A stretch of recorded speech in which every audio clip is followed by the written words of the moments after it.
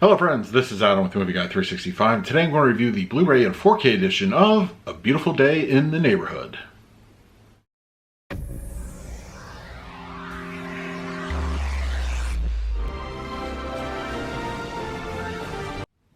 If you're new to the channel, please hit the like button, subscribe, hit that bell notification to put out videos every single day. You can also find me over Twitter, Instagram, and Letterboxd at Movie Guy 365, as well as over at the Disney Magic Hour podcast. I'll put a link for that in the description. All right, before we get to A Beautiful Day in the Neighborhood in the review, I want to mention that I'm having a contest for a free Blu-ray 4K combo pack of Star Wars: The Rise of Skywalker. In order to qualify, you have until March 31st, 2020 when the movie is released on the home formats. I will announce a winner on April 1st, and how you enter is you need to be subscribed to my channel, you need to like the video, any video, and hashtag MovieGuy365 in the comment section of this video or any video until March 31st. I will choose somebody randomly, announce them on April 1st, so good luck. All right, A Beautiful Day in the Neighborhood is here. Beautiful Blu-ray and 4K package here. So we're going to talk about the video quality and the audio on both versions. Before we do that, let's do a quick unboxing. All right, A Beautiful Day in the Neighborhood. Just a standard slipcover edition for that. No exclusives or anything like it. So this is what we get. All the retailers. That's our back with all the information, our spine. And here we go. Pretty much the same thing, front and back. An interior, just black case, and then just a little bit of artwork on both the Blu-ray and the 4K versions. All right, so let's talk about the picture quality and the audio. Okay, so as far as the Blu-ray quality goes on the 1080p disc, I'm happy to say it's very nice. Now, if you saw this movie in the theaters, it definitely has more of a subdued, kind of less poppy color palette. While it looks good, it looks very clean, and it's a mixture shot digitally as well as using the original cameras from Fred Rogers' show. There's a nice bit of seamless action, integration between the two.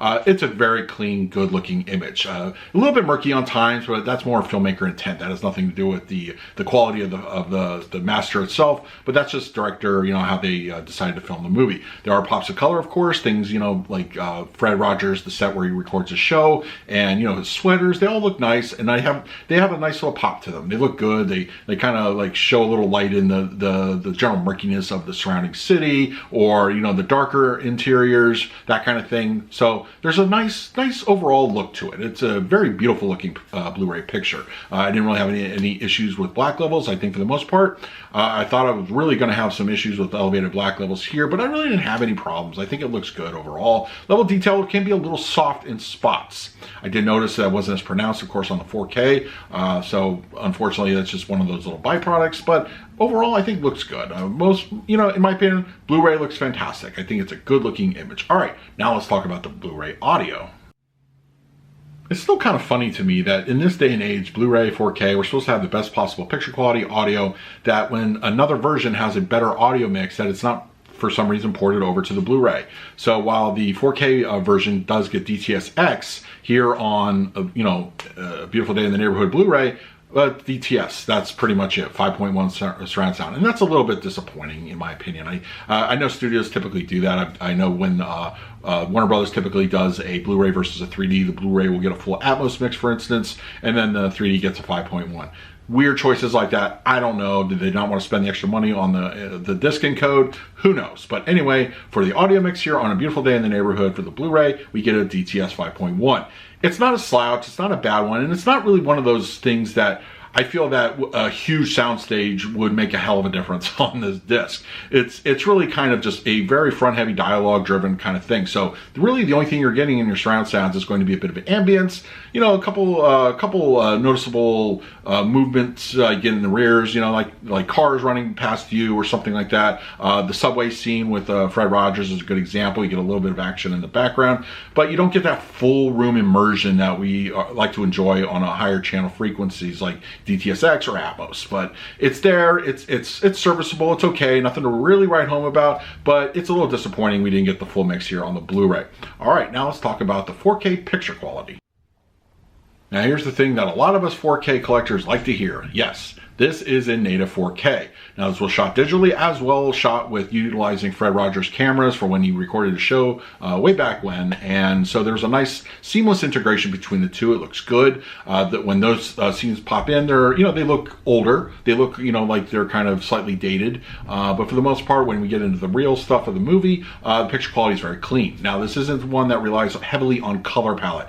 It's a little subdued. Things like, the Land of Make-Believe with Fred Rogers, his sweaters, that sort of thing, daytime scenes, for the most part, all are really nice. They give you a nice full immersive kind of like color palette. Level of detail looks good. I would say costuming, skin textures, just general aesthetics, that kind of thing, they all look great. There's a fair amount of pronounced detail there, and it looks fantastic, utilizing that 4K native picture. And black levels look good. There's a lot of nighttime scenes, dark interiors, and it's all handled properly. It looks fantastic in my opinion. All right, so now let's talk about the 4K audio mix.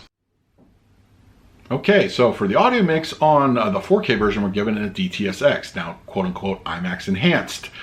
In my opinion, it's absolutely a superior mix of what we got over on the DTS 5.1 side on the Blu Ray, but it's nothing that is going to light your world on fire.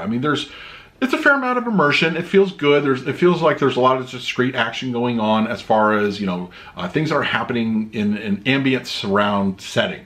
Just a couple of things that, turn on the old LFE, the subway scene kicks in a little bit, car movements, door slamming. Those are the sort of things that we get, but it's not heavy. It's very, very restrained, but it does, it does light up the room when it needs to. Now your front channels sound great. A lot of dialogue coming through the center channel. It's very easy to understand. No problems there whatsoever. And as far as action going from front to back, seamless, very good. Your surrounds, your side speakers, they all sound good. I didn't have a whole lot of action going on as far as like the height speakers go. Little things here and there. Once again, going back to the subway scene, I think are great uses of it, and they come to life. But for the most part, it's very just kind of hit or miss. It's very sporadic, but they are being used. So DTSX does sound pretty good here. It's just kind of funny to me that this is being utilized for this kind of movie. It's very kind of subdued. I think 7.1 would have been fine, but DTSX does sound good, and a little bit of an overkill, but it adds to that further immersion of the film. So if you really want to be in this world, you're gonna be in this world, and I think you'll be very pleased with the results. All right, now let's talk about my final scores.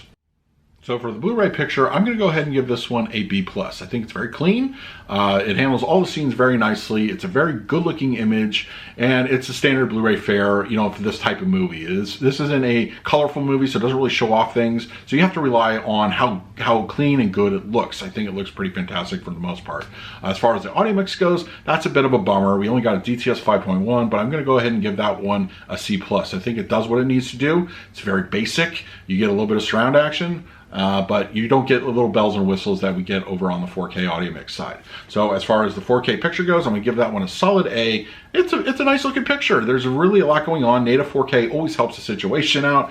And I think if this had been an upscale, I probably would have dinged it a point or two. I think this kind of movie needed all the juice behind it could, and I think what we got as the final result, it speaks for itself, and it looks very good. As far as the audio goes, that one's a solid B+. It's not an aggressive mix, DTSX, IMAX enhanced. It seems a bit overkill in this kind of instance, but it really, it does fill the room. It's nice, but I'm not sure it's something like, it's definitely not a demo-worthy kind of audio mix. It's just one of those mixes. It's just, if you're in a room of crowded people, then you get that kind of experience. That's what it feels like. But it is nice to have, and I think it's a fairly substantial audio mix as far as the 4K goes. That's my review of A Beautiful Day in the Neighborhood, the Blu-ray and the 4K. Let me know in the comments below which version you checked out, the Blu-ray or the 4K. In the meantime, please like, subscribe, hit that bell notification. I put out videos every single day. So until next time, this is Adam with Movie Guy 365. I will see you at the movies.